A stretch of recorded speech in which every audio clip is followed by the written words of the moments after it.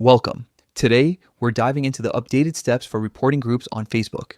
If you've ever needed to flag a group for inappropriate activity or policy violations, this quick guide will walk you through it clearly and safely. First, open the Facebook app on your device. You'll land on your newsfeed or home screen.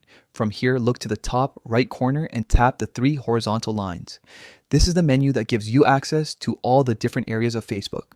Next, scroll down in that menu until you see Group. Tap on Group to open the dedicated group section. Here you'll find a list of groups you're a member of, as well as options to explore new ones. Tap on the group you want to report. You'll be taken to that group's page where you can review its posts and activities.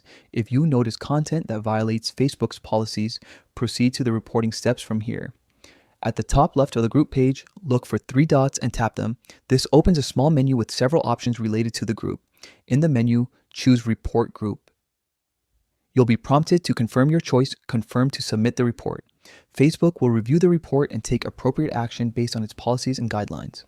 A few tips to keep in mind: only report groups when you believe there's a genuine violation, such as hate speech, harassment, or illicit activity.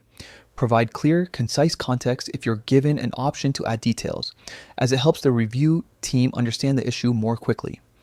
Remember that reporting is a safety feature designed to protect the community, so use it responsibly.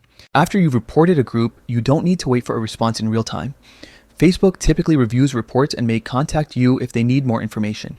If you don't see immediate changes, that's normal. The review process can take some time, especially if the group has a large following or complex activity.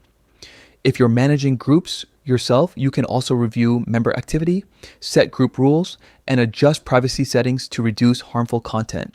But for reporting, these steps provide a fast, straightforward path to flag concerns and help keep the Facebook community safer for everyone.